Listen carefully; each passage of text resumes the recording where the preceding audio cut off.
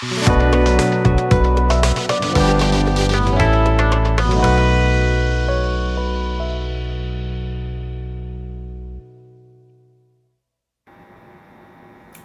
friends, today we will discuss on section 15 and section 16 of Evidence Act. Section 15, I am reading. Facts bearing on question whether act was accidental or intentional. When there is a question whether an act was accidental or intentional, or done with a particular knowledge or intention, the fact that such act formed part of a series of similar occurrences in each of which the person doing the act was concerned is relevant. I will explain the section later after completing the discussion of the illustrations. It will be much helpful for us. Illustration A. A is accused of burning down his house in order to obtain money for which it is insured. So, A burned his house, the house was insured, and A put fire on his house in order to obtain money from the insurance company. So, the intention was not good. Now, come to the next para of illustration A. The fact that A lived in several houses successively, each of which he insured, in each of which a fire occurred, and after each of which fires A received payment from different insurance office are relevant.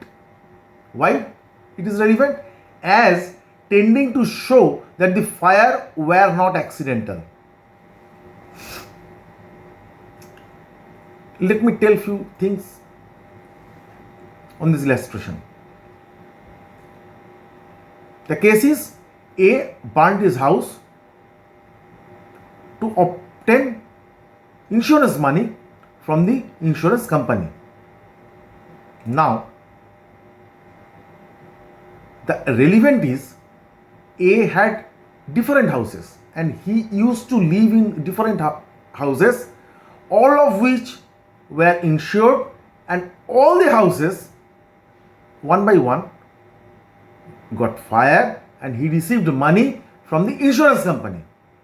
This indicates his intention, that he intentionally put fire on his house to get money from the insurance company, and it is not accidental. So this particular illustration is related to the first qualifying word, whether an act was accidental or intentional. In the section you will find it, whether an act was accidental or intentional. Now, illustration B. A is employed to receive money from the debtors of B. It is A's duty to make entries in a book showing the amounts received by him. After collection, A collected money from XYZ and others, and there is a book which is maintained regularly to enter the amounts received from different persons. He makes an entry showing that on a particular occasion he received less than he really did receive. Say he received rupees 100 from Mr. X, and in that entry book, which is maintained on a regular basis, he entered the amount 80 instead of 100. This is the scenario. Now, the question is whether this false entry was accidental or intentional. The facts that other entries made by A in the same book are false, and that the false entry in each case is in favor of A, it is relevant. What is that?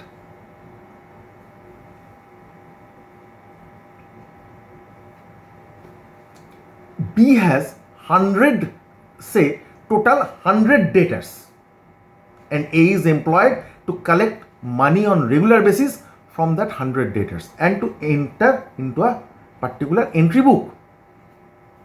Now on one occasion it was identified that A made a wrong entry, that is in respect of X.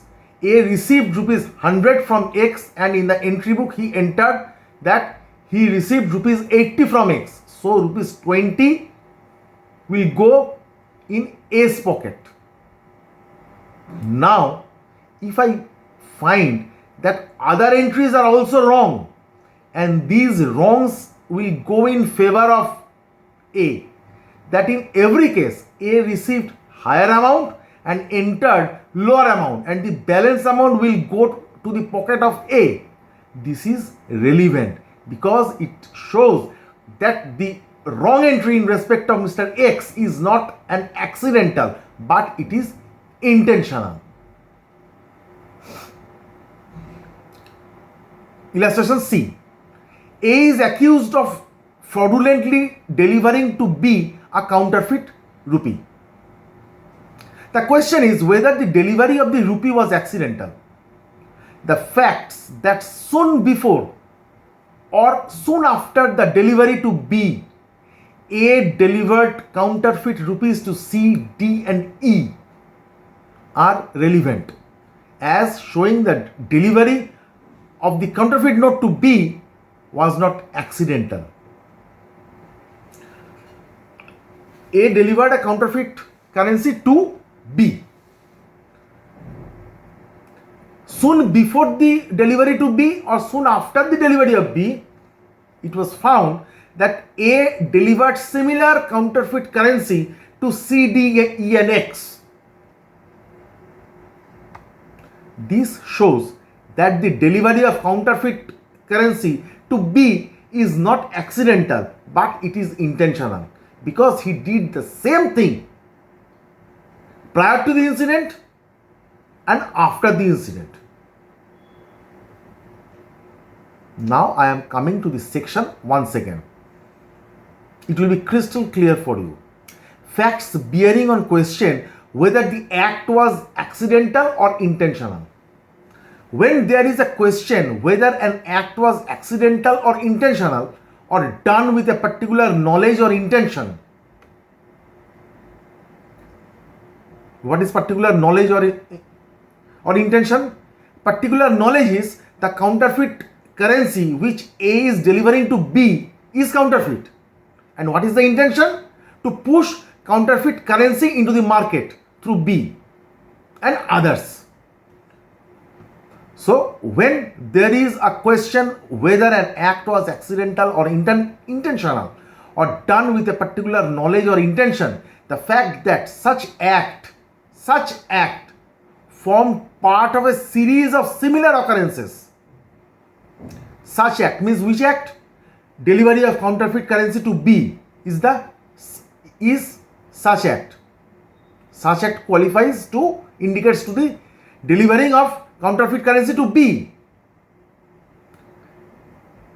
The fact that such act formed part of a series of similar occurrences. Similar occurrences means A delivered the counterfeit currency to B. It is the act. Similar occurrences means he delivered such counterfeit currencies to C, D, E, F and G soon before or soon after the incident. That means delivery to B. In each of which the person doing the act was concerned is relevant. In every case, the concerned person is A. A delivered the counterfeit currency to B. This is the case, and now A is the same person who soon before or soon after the first incident, that means delivery of counterfeit currency to B, delivered such counterfeit currencies to B, C, D, E and F. I think section 15 is very much clear to you. Now section 16. This is the last section of today's discussion. Existence of course of business when relevant. When there is a question whether a particular act was done, the existence of any course of business according to which it naturally would have been done is a relevant fact. Again, I am going to the illustration first, then I will come back to this section again to explain. Illustration A. The question is whether a particular letter was dispatched. The question is whether a particular letter was dispatched. Now, the facts that it was the ordinary course of business. What do you mean by the phrase course of business? Course of business means in regular practice what we do.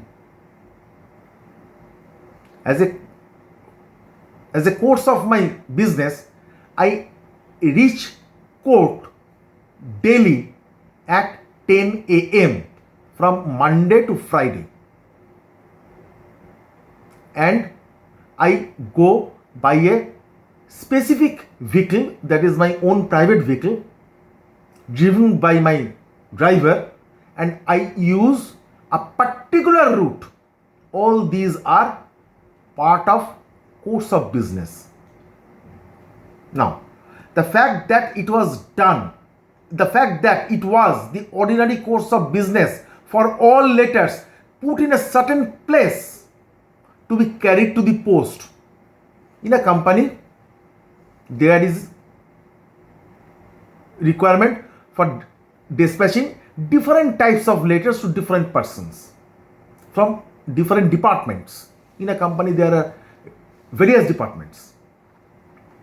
All the departments put their dispatch letter in a particular box, and there is a fixed peon in that company who collects all the letters from that particular box and go to the post office and dispatch the letter finally for post.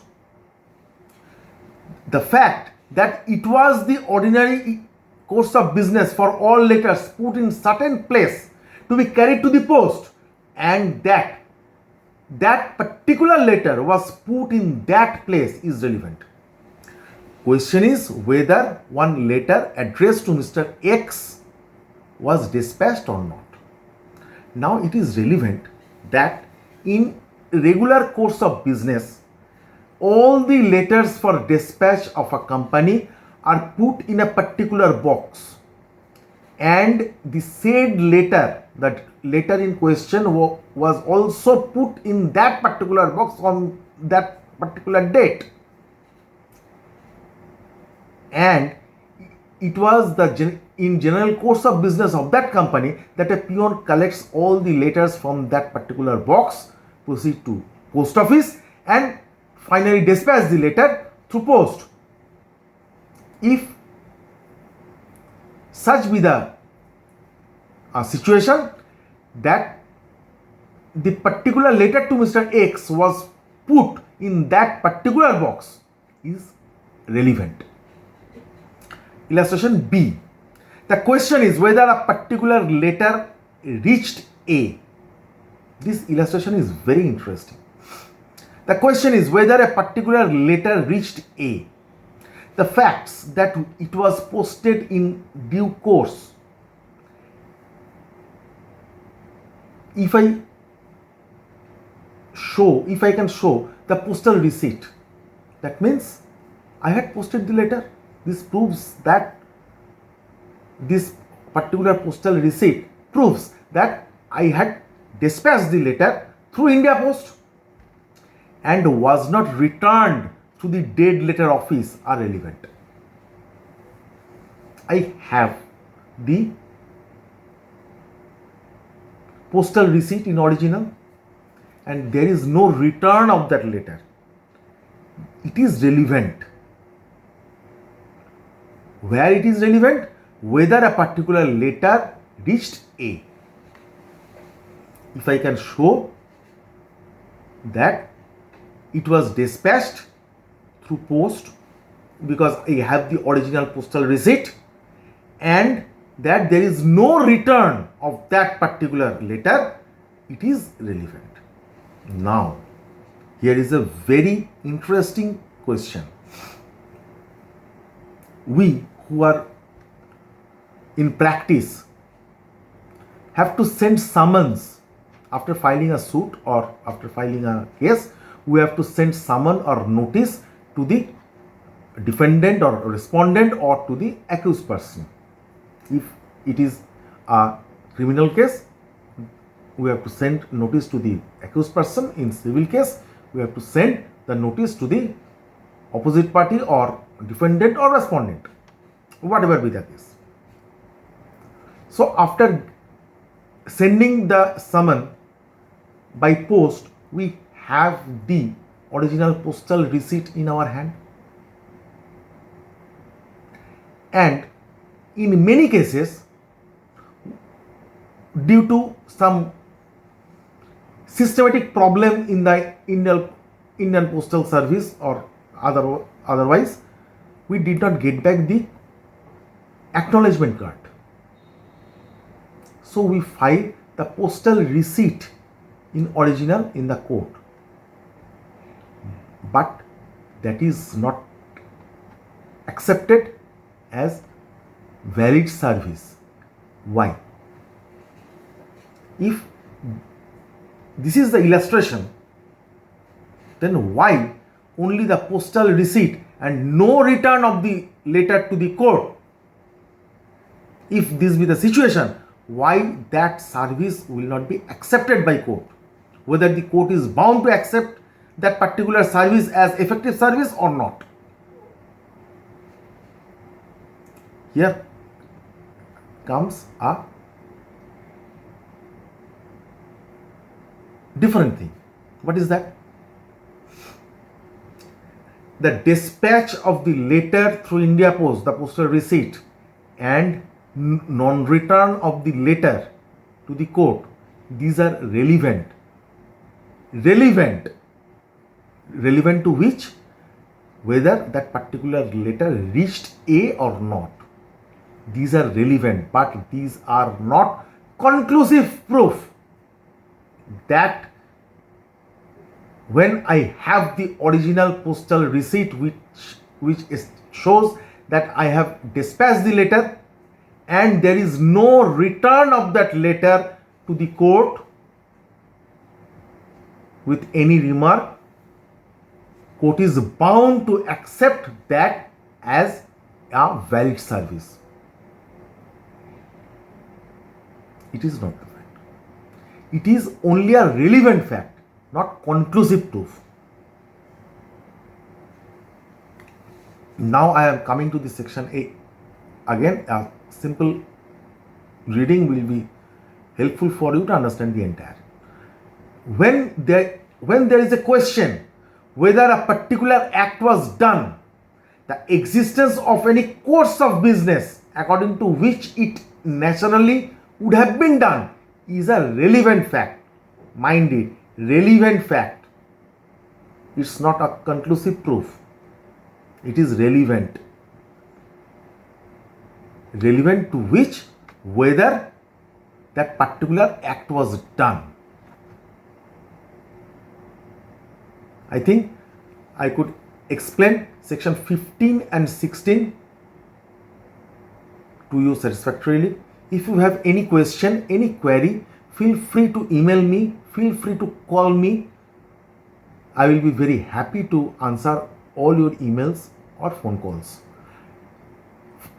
From the next episodes, I will start discussion admissions, which is very vast and it will take much more time to explain the admission and confession. So today's video is very short. Before I upload my next episode, I will request all of you to study from section 1 to section 16, properly go through the sections, study the illustrations repeatedly and read it regularly. If you have any suggestions, feel free to call me, email me. I will be very happy to study your emails for development of these video sessions. And if you like these video sessions, I will request you to kindly subscribe my channel and share the link with your friends. I will come before you with my next episode very shortly. Till then, goodbye.